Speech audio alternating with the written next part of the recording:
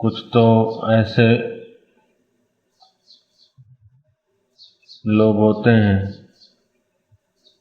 जिनको थोड़ा सा संकेत मात्र कर दो,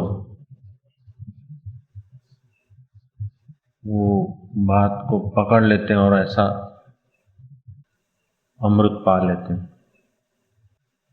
सबकी ऐसी पहुंच नहीं होती, इसलिए संकेत की अब भाषा नहीं समझते, थोड़े से शब्दों में नहीं समझने वाले व्यक्तियों के प्रति विस्तार करके वर्णन करना पड़ता है। सांकेतिक भाषा समझे या विस्तार से समझे, लेकिन बात यह समझनी है कि मनुष्य जन्म कीमती है, उसका एक एक क्षण का सदुपयोग का। सदुपयोग का मतलब है कि आप कोई अच्छी जगह में बैठेंगे तो सदुपयोग है। हाँ, अच्छी जगह में बैठेंगे, अच्छी जगह में सोचेंगे तो अच्छा करेंगे तो सदुपयोग है। तो अच्छी जगह कौन सी? बताओ कौन सी अच्छी जगह है? स्वर्ग अच्छी जगह है कि नरक अच्छी जगह है? हिमालय अच्छी जगह है कि दक्षिण भारत अच्छी जगह है कि अमेरिका अच्छी जगह है, लंदन अच्छी जगह है? बताओ कौन सी अच्छी जगह है? अच्छे में अच्छी जगह है जहाँ परमात्मा बसता है, श्री राम। बताओ परमात्मा कहाँ बसता है? जहाँ परमात्मा बसे वहाँ चलो रहने को, अपने चले जाए। जहाँ परमात्मा हो उससे बढ़कर कोई अच्छी जगह तो नहीं। परमात्मा कहाँ रहता है? परमात्मा सामान्य रूप से तो सब जगह रहता है, लेकिन विशेष रूप में प्रकट होता है हृदय में। इसलिए कहते हैं ईश्वरो सर्वभूतानां हृदय से अर्जुन तिष्ठति। भगवान हृदय में रहता है, तो आप भी हृदय में रहो। हृदय में कैसे रहें कि सुख दुख लाभ हानि के जो भी प्रसंग होते हैं, घटनाएं तो बाहर घटती है लेकिन अनुभव हृदय में होता है। वो विशेष अनुभव की जगह है। जैसे हमारा त्वचा तो सारे शरीर में है, चमड़ा, वहाँ मिठाई रखो तो मीठी नहीं लगेगी, नमकीन रखो तो वहाँ नमकीन पने का स्वाद नहीं आएगा। और जीभ भी चमड़ा है, लेकिन जीवा पर रखो तो तुरंत पता चलेगा कि खारा है, खट्टा है, मीठा है, तोरिया है, कैसा है तो सारे शरीर में ही हम हमारे ही चर्म है। तो सारे शरीर में तो हमारा ही चमड़ा है, हमारी चेतना है, हम हैं। लेकिन शरीर के किसी भी अंगों पे आप मिठाई रखो, हलवा रखो, जलेबी रखो, शक्कर ही रख दो, चाशनी लगा दो, चलो, तो पता नहीं चलेगा। और जो होठों के करीब आई जीवा ने जरा सा टच कर दिया, हाँ, कि गुड़ की चाशनी है कि खांड की है, अथवा शहद है या दूसरी कोई शरबत की चाशनी है, पता चल जाएगा।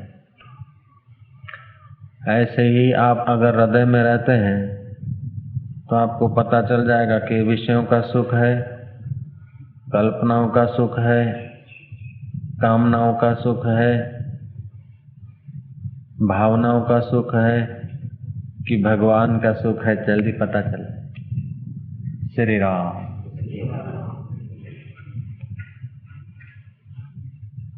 आदमी कल्पनाओं के सुख में अभी जो है उसकी कोई फिक्र नहीं करता, ये होगा वो होगा फिर मैं सुखी होऊंगा।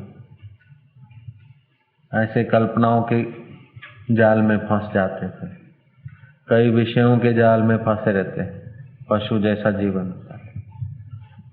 अगर आप हृदय में रहना सीखेंगे तो तुरंत पता चलेगा कि क्या हुआ, ये घटना घटी, हृदय में क्या हुआ, फलाने ने दुखद समाचार सुना है, लेकिन अब क्या हुआ,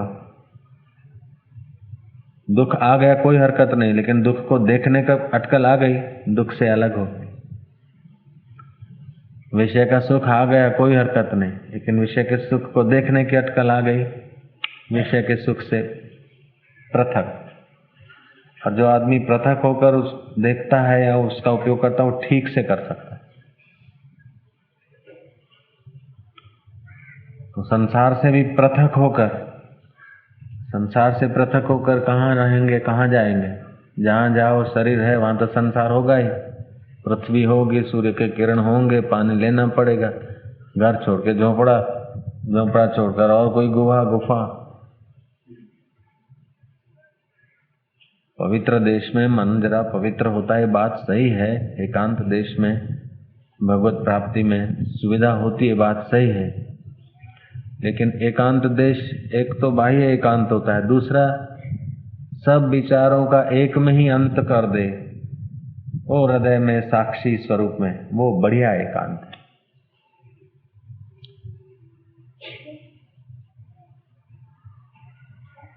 वो परम एकांत है। एक में ही सब विचारों का अंत। आंख रूप अनेक देखती है, लेकिन देखने वाला मैं एक। कान शब्द अनेक सुनते, मैं देखने वाला एक। जीभ स्वाद अनेक लेती है, लेकिन उस स्वाद को देखने वाला मैं एक।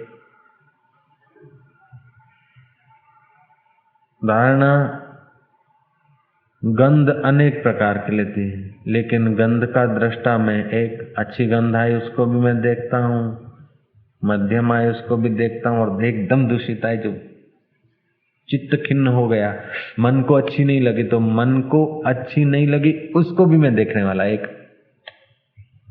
बिल्कुल सही सीधी साफ बात है, शास्त्रों की वेदांत की बात है, महापुरुषों का अनुभव है, श्रुति और युक्ति से भी सिद्ध हो रहा है। तुम भी युक्ति से देखो तो सिद्ध है। अच्छी गंध आई, मध्यम आई कि एकदम दुर्गंध आई, तो अच्छी गंध में मन को बहलावा मिला, मध्यम को मन को विशेष कोई आकर्षण नहीं हुआ, और एकदम मलिन आई तो मन को खिन्नता हुई। तो खिन्नता मन को नहीं हुई थी तभी भी तुम थे, मन को खिन्नता आई तभी भी तुम थे, मन को मध्यम लगा तभी भी तुम थे, और मन को अच्छा लग रहा तभी भी तुम थे। ये तो सीधी बात है। वेदांत जैसा और कोई सरल ज्ञान नहीं है, लेकिन हमारा उल्टा ज्ञान की अभ्यास ऐसी पड़ गई कि उल्टा कठिन लग गया और उल्टा सरल हो रहा है। जैसे वो रबारी का लड़का 25 भैंस चराना उसके लिए सुगम है, लेकिन 25 आंकड़े लिखना उसके लिए कठिन हो रहा है। 1 2 3 4 5 6 7 8 9 आंकड़ा पढ़, आज 10 लिख दे। बोले साहेब 10 डोबाचारी आओ, 10 किलो दड़ू दड़ाई आओ, 10 भैंसे चरा दूं आपकी, 25 भैंसे चरा दूं मास्टर साहब, लेकिन ये 25 के आंक मुझसे मत लिखो, बड़ा कठिन है, बड़ा कठिन। क्यों? तो भैंसे चराने की आदत पड़ गई, वो सुगम लगता है। और यहाँ जो बैठे बैठे तुम एक आधी मिनट में 25 तो क्या 25,000 लिख सकते हो, ऐसा सरल वो आंकड़ा लिखना उस बच्चे के लिए कठिन है। ऐसे ही आत्मा को परमात्मा को जानकर परमात्मा में एक हो जाना बड़ा सरल है, बैठे बैठे होना है, कोई डूबा चराना नहीं है कि जगत के पोटले उठाने नहीं है। और ये अत्यंत सरल सुगम बात ये कठिन लग रही, और इसको जान लिया तो बस 33 करोड़ देवता तो भोगों के पीछे गए, तुम भोगों से पृथक होकर भोगों के साक्षी, भोगों के बाप बन गए, भोगों के स्वामी, दुख के स्वामी, सुख के स्वामी। दुख और सुख के जो स्वामी बनेगा उसको दुख क्या कर सकेगा? मेरे पास एक लालिया है और दूसरा कालिया है, 2 कुत्ते मैंने पाले। अब मैंने अपने बंगले पे लिख दिया है सावधान, कुत्ता काटता है, कुत्तों से बचना। आगंतुक नया आएगा वो तो फफड़ेगा, लेकिन मेरे को उन कुत्तों से डर होगा क्या? मैं रूम में रहूं, चाहे बंगले की बाउंड्री में घूमूं, चाहे शहर में निकल जाऊं, चाहे मेरे पीछे पीछे आते हो, मेरे पैर को चाटते हो, तभी भी मुझे भय नहीं होगा मुझे काटेंगे। और कभी मैं उनको कुछ थप्पड़ मार भी देता हूं, डंडा मार भी देता हूं, तो मुझे भय नहीं है कि ये मुझे काट डालेंगे।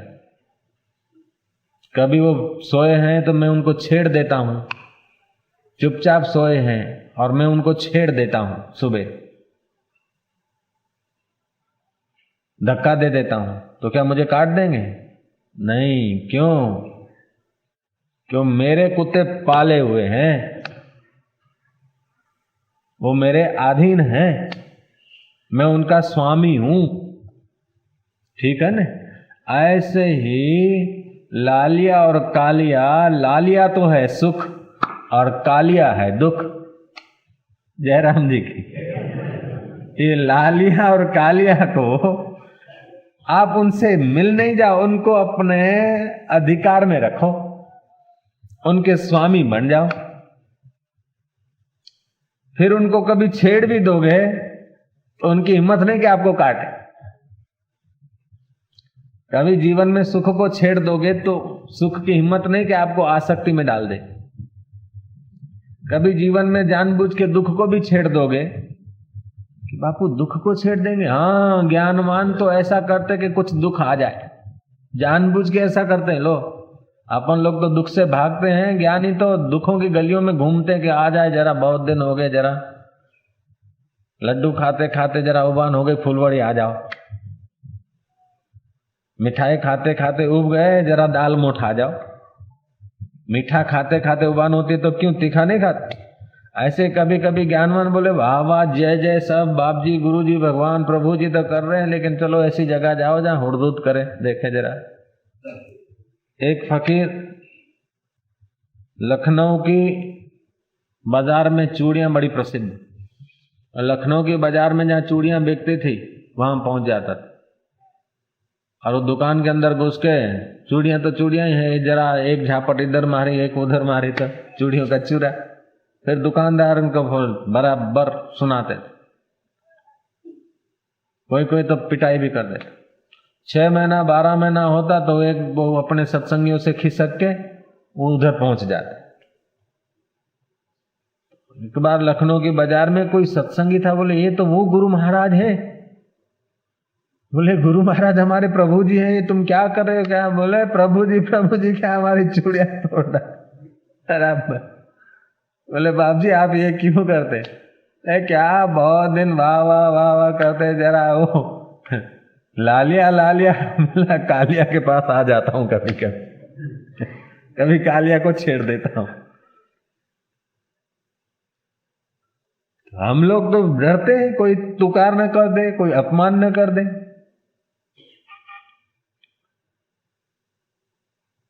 संत लोग जब साधन काल में होते हैं तब जानबूझ के ऐसे द्वार पे जाते हैं कि जहां पहचान न हो, मधोगिरी नारायण हरि।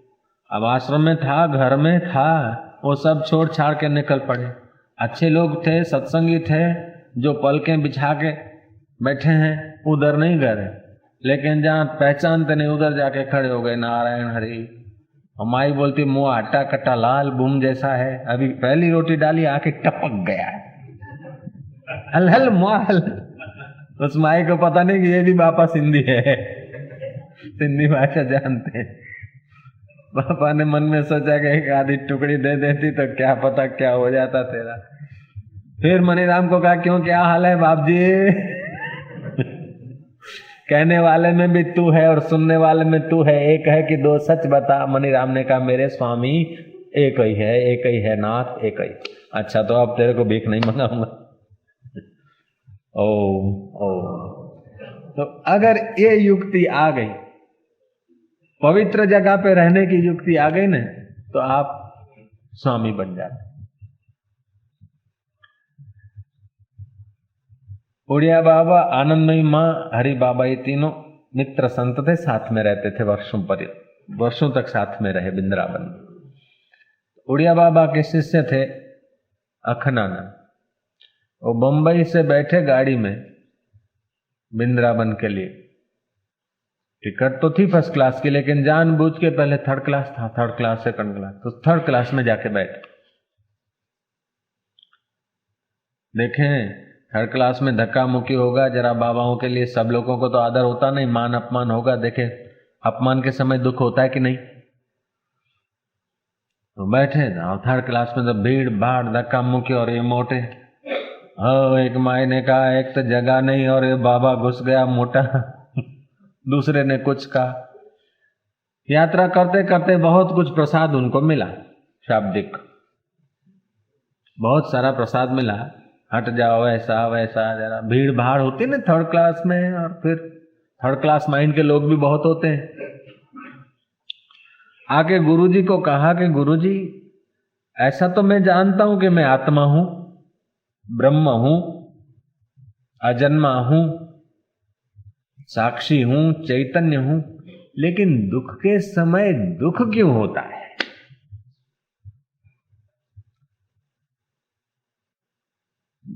गुरुजी ने कहा भाई देखो, म्युनिसिपालिटी के लोग जो ट्रकें डालते ना कूड़े की, कचरा पेटियों भरी भरी जहाँ नाखता हो, जहाँ कचरा पेटियां खाली करते हो तो वो कचरे के ढगला होता। अब कचरे के ढगले पे कोई बैठे और फिर बोले कि मेरे पर लोग कचरा क्यों डालते हैं, मेरे इर्द गिर्द मक्खियां क्यों बिनबिनाती है, तो तुम बैठे इसी जगह पे हो। तो तुम्हारा जब अपमान हुआ था तो तुम अपने में नहीं बैठे थे, मन और शरीर के साथ जुड़ गए, उसीलिए अपमान के समय दुख हुआ। देखना ये जरा सी बात है, लेकिन 12 वर्ष की तपस्या या 50 वर्ष तुम हिमालय में रहो और 70 वर्ष के 90 साल के योगी कहलाओ तो भी इससे ये बात बढ़िया है। बात समझ गए ना। ये बात अगर नहीं जाना तो तुम भले कहते फिरो कि हम 90 साल के हैं और ऐसे बच्चे जैसे लगते हैं, कोई तुम्हारी बातों में आ जाए, कोई सब आएंगे भी नहीं।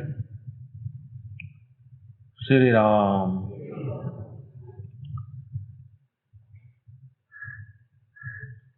तुम भले 1000 वर्ष की समाधि लगा दो और 5 साल के बच्चे लगो, फिर भी कोई विशेष मंजिल तय नहीं हुई अगर तुम शरीर में और मन में बैठे तो। लालिया और कालिया से डरते रहते और लालिया कालिया तुम्हारे को भड़काता रहता है तो तुम मालिक नहीं, घर के स्वामी नहीं।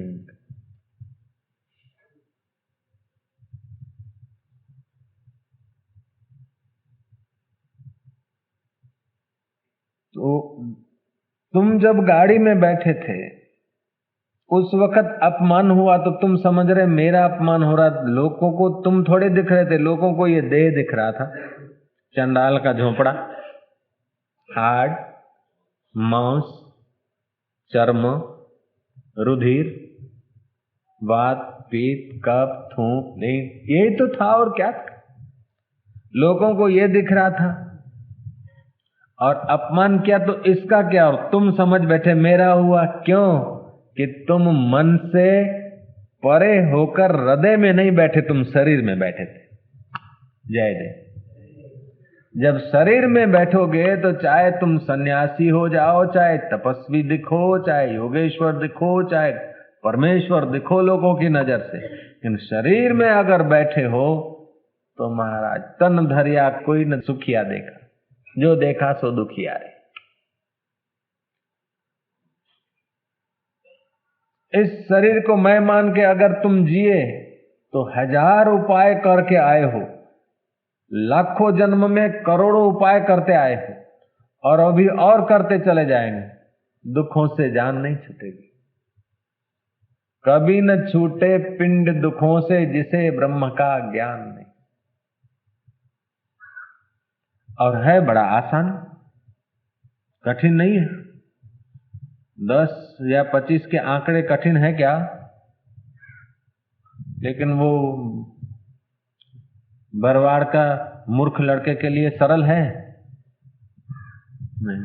अब वो बोलता है मेरे को नहीं आएगा, कठिन है अगरू छे नहीं आएगा, उसको नहीं आएगा, लेकिन वो बोले कई लोग करते कर तो हम भी लिख सकते हैं। और जरा दिलचस्पी ले तो उसके लिए कठिन नहीं है। फिर वो जरा दिलचस्पी ले ले वे तो 25 के आंकड़े या 50 के आंकड़े या 10 के आंकड़े लिखना उसके लिए कठिन नहीं होगा। ऐसे ही हम थोड़ी सी दिलचस्पी ले, थोड़ा सा उत्साह करें, वो चाहे अभी करो,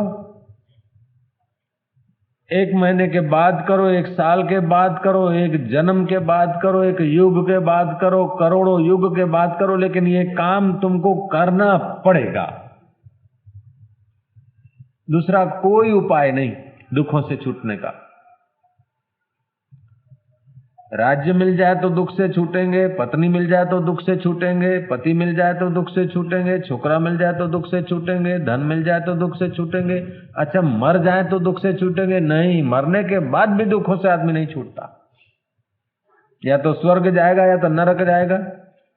नरक तो नरक है ही, दुख है ही है। स्वर्ग में भी राग द्वेष और फिर पतन और फिर जन्मेगा। इधर का जो इकट्ठा किया बटोरा, मृत्यु आएगी, एक दिन झटका लगेगा मौत का, सब सफा। जिसको तुम मानते हो कि घरनु घर छे, वाड़ी छे, गाड़ी छे, लाड़ी छे, लीला लहर छे, एक झटको आवे એટલે પત્યું બધું। छोकरा कहने में चलता है, पत्नी आज्ञाकारी है, घर बैठा ब्याज की आवक है 1000 2000 2-4 हजार पेंशन का आता है, आए मजा है। लेकिन ये मजा नहीं है, कहने भर को मजा है, आभास मात्र मजा है। मौत सिर पे खड़ी है, उसको मजा। ये सुविधाएं हैं शरीर की, और शरीर तुम्हारा है नहीं, शरीर एक जैसा रहेगा नहीं। तो जो एक जैसा रहेगा नहीं, जो तुम्हारा नहीं है, उसको पाकर तुम अगर सुखी अपने को मानते हो तो तुम्हारी मान्यता भर है, भ्रमणा भर है।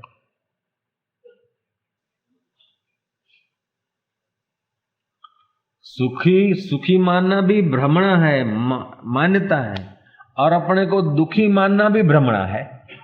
श्री राम, ये बात बहुत सरल है और बहुत कीमती है।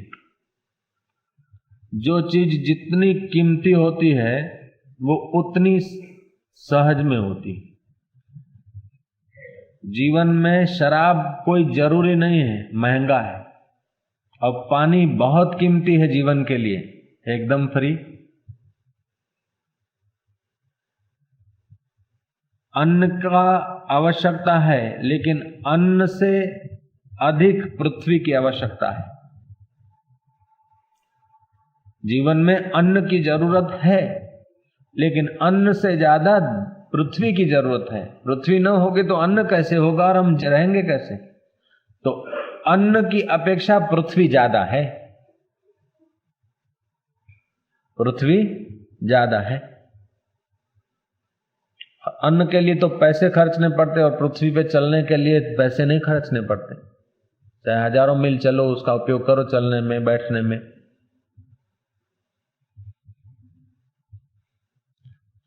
पृथ्वी से ज्यादा जीवन में आवश्यकता है जल की। पृथ्वी से जल 10 गुना है। जल से ज्यादा आवश्यकता है तेज की जीवन में। जल से 10 गुना तेज है। तेज से भी ज्यादा जीवन में अत्यंत जरूरत है वायु की, श्वास की। वो श्वास अन्न से, पृथ्वी से, जल से, तेज से वायु ज्यादा है। वायु से भी अत्यंत अधिक आवश्यकता है आकाश की। अवकाश होगा तभी तो वायु रहेगा, तो आकाश उससे भी 10 गुना है। ये सब होते हुए भी शरीर को चलाने वाला चैतन्य न हो तो क्या काम का। इसलिए उन सब से ज्यादा आवश्यकता है परमात्मा की, और वो परमात्मा अनंत गुना है, उसका कोई हिसाब ही नहीं। तो जो अनंत गुना चीज है, अनंत अनंत है, गुना नहीं, अनंत अनंत है, वो पाने में कठिनाई क्या? माल थोड़ा हो, शॉर्टेज हो जाए तो चलो भाई अपने को नहीं मिलेगा, शायद उसीलिए तुम लोग भगवान को जल्दी नहीं पाते, क्योंकि वो तो अनंत अनंत है। मार्केट में से माल चला ना जाएगा, है तो अनंत अनंत है, उससे हम अलग हुए भी नहीं, वो हमसे दूर गया भी नहीं, लेकिन हम विमुख हो गए। देखो, मैं मन में जो भाव आए, मन को अनुकूल लगा तो अपने को सुखी माना, मन को प्रतिकूल लगा तो अपने को दुखी माना। मन में राग आया तो राग, मन में आ गया काम तो उधर बह गए, आया क्रोध तो ऐसे हो गए। क्रोधी हो जाओ, मना नहीं है। बच्चे को जन्म दो, मना नहीं है। रुपए गिनो, थूक लगा के 100 के बंडल गिनो, रखो, कोई मना नहीं। गहने रखो, कोई इनकार नहीं। हीरे मोती जड़ित फर्स्ट क्लास सुंदर आभूषण बनवाओ, पहरो, ठाठ से मुझको ताव देकर कहे मैं दिखती माई हूं लेकिन मावा हूं, कोई मना नहीं वेदांत की दृष्टि से। लेकिन ये समझो कि आखिर कब तक, ततः किम लब्ध्वा राज्यम ततः किम, राज्य मिल गया फिर क्या, गहने मिल गए फिर क्या, पत्नी मिल गई फिर क्या, पति मिल गया फिर क्या, दुख मिला तो फिर क्या, सुख मिला तो क्या, आखिर कब तक। ये सब आने जाने वाले खिलौने हैं। ये लालिया और कालिया का हॉर्न मात्र है, भों भों भों मात्र है, और कुछ नहीं। ये मेरे पाले हुए बच्चे हैं। अपने पाले हुए कुत्तों से कोई आप डर कर घर छोड़कर भागा फिरे तो उसको आप समझदार कहोगे कि मूर्ख कहोगे। अपने छोटे लाए थे तो एकदम टिपुड़े, थोड़ा खिलाया पिलाया और बड़े होते गए। तो अपने पाले हुए लालिया और कालिया से आप लोग, कोई आदमी डर के थथर थथर कांपता कांपता घर छोड़ के भागता फिरे तो उसको क्या कहेंगे आप? चस्क्यू छे, क्रैक है। तो हम छोटे होते हैं तो ये दुख और सुख की वृत्तियां, हमारे मन की वृत्तियां छोटे पिल्लोर जैसी होती। जब हम बड़े होते हैं, अन्न खाते हैं, उसके 3 भाग होते हैं। स्थूल भाग तो लेटरिन बाथरूम के द्वारा पसार हो जाता है। मध्यम भाग से रक्त और मांसपेशियां आदि बनती है। सूक्ष्म भाग से मन का सिंचन होता है। अब इसको तुम्ही ने तो बड़ा है, जैसे कुत्तों को टुकड़ा देके बड़ा किया, ऐसे ही तुम इस शरीर को टुकड़ा देकर शरीर को भी बड़ा किया और मन को भी बड़ा किया। अब इनसे डरते फिरो, भागते फिरो।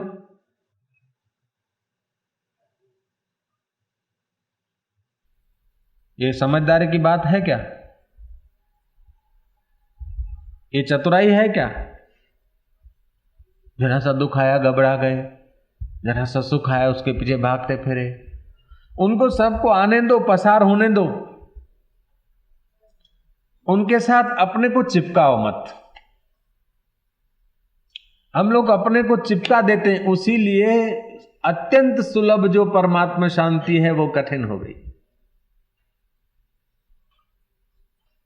अत्यंत सुलभ जो है वो महा कठिन हो गया, और जो अत्यंत सार है वो हमारे से छूट गया। जो निसार है उसके पीछे जीवन भर जख मार मार के मर जाते हम लोग। संसार निसार है, कितना भी कुछ करो, कितना भी पाओ, आखिर देखो तो कुछ नहीं। न जाने कितनों के आगे नाक रगड़े होंगे, कितनों की खुशामद किया होगा 2 पैसे कमाने के लिए, कोई मकान बनाने के लिए, कोई चीज वस्तु लेने के लिए, कितनों के आगे खुशामद किया होगा। दुकान पर बैठते तो सुबह से शाम तक ग्राहक में ईश्वर देखकर अगर व्यवहार करे तो आनंद आनंद, लेकिन 2 पैसे कमाए कैसे, उसके लिए खुशामद कितनी कितनी करते। साहबों की, सेठों की प्रेम करना एक बात है और चापलूसी करना दूसरी बात।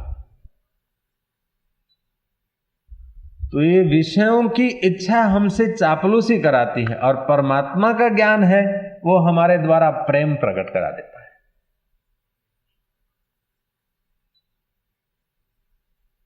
ऐसा नहीं कि ग्राहक से तुम नफरत करो अथवा जिनसे संबंध होता है उनसे तुम घृणा का व्यवहार करो, नहीं, ऐसा नहीं। श्री राम। लेकिन तुम क्या हो, तुम्हें सुखी होने के लिए कोई चीज की जरूरत नहीं है, तुम्हें सुखी होने के लिए कोई वस्तु की जरूरत नहीं, कोई समय की जरूरत नहीं, कोई जगह की जरूरत नहीं। तुम ऐसी जगह पे पहुंच जाओ, आत्मदेव की जगह पर, परमात्मा की जगह, वहां सब सुलभ है। तुमने देखा होगा कि न्यायाधीश जब न्यायालय में आता है उसके पहले ही वो अपनी गादी पे, अपनी सीट पे बैठने की तैयारी में होता है, आता है, झाड़ू वाला झाड़ू लगा के तैयार रखता है, पानी वाला पानी, वादी प्रतिवादी को बुलाने वाले, आवाज लगाने वाले तैयार हो जाते हैं। कोर्ट की सब हरकतें, न्यायाधीश कुर्सी पे बैठते ही सब हरकतें करने वाले लोग अपने आप आ जाते हैं। अब कोई न्यायाधीश तो बन जाए और सोचे कि अब जाऊं कोर्ट में, जरा झाड़ू लगाऊं, जरा वादी प्रतिवादियों को बुलाऊं, जरा वकीलों को बुला के आऊं, सबको इकट्ठा करूं, फिर कोर्ट में बैठूं, तो उसको न्यायाधीश कितना दिन रखेंगे? वो कितना दिन रहेगा?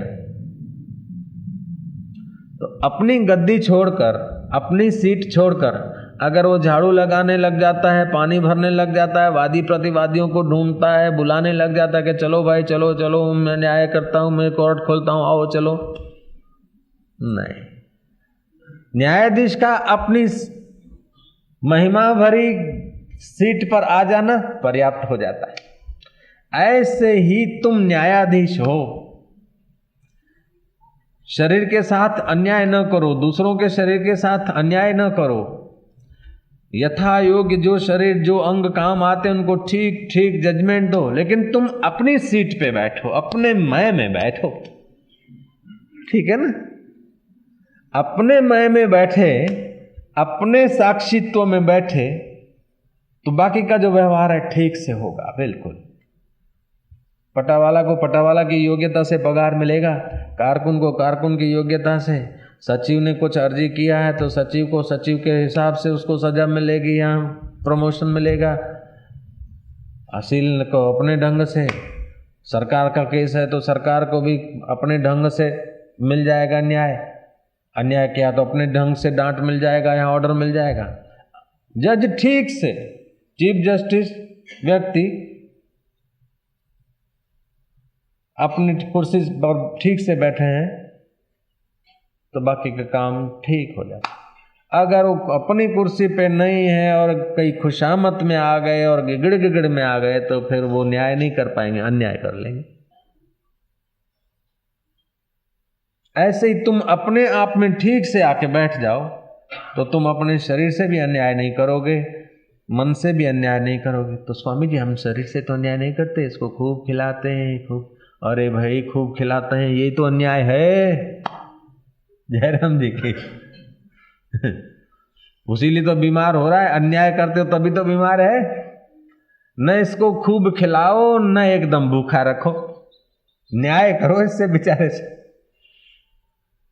न इसको खूब सुलाओ न खूब जगाओ, न इससे खूब बुलवाओ न खूब मनोराज्य करवाओ।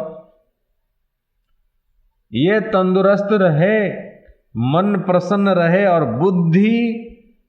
बुद्धि तुम्हारी अपने परब्रह्म परमात्मा में जम जाए, ये तो तुमने क्या न्याय। अब बुद्धि से जगत का सोचते हैं, मन से संकल्प विकल्प हो रहे और शरीर को खाऊं और पीऊं और सोऊं और इधर जाऊं उधर जाऊं, सब चौपट मामला। यही हो रहा है समाज में। देखो तो पूरा जीवन का एम बस बिखर गया। थोड़ी देर राम राम करा, कीर्तन करा, भजन करा, अल्लाह हो करा, ये वो करा, लेकिन फिर देखो जीवन में कोई चैन नहीं, कोई संगीत नहीं, कोई समता नहीं, कोई शांति नहीं, कोई शुद्ध प्रेम का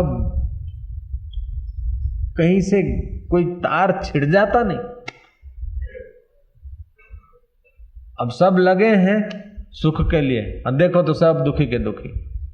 क्योंकि अपनी सीट छोड़कर लगे हैं वादी प्रतिवादियों को बुलाने के लिए, झाड़ू बुहारी करने लगे।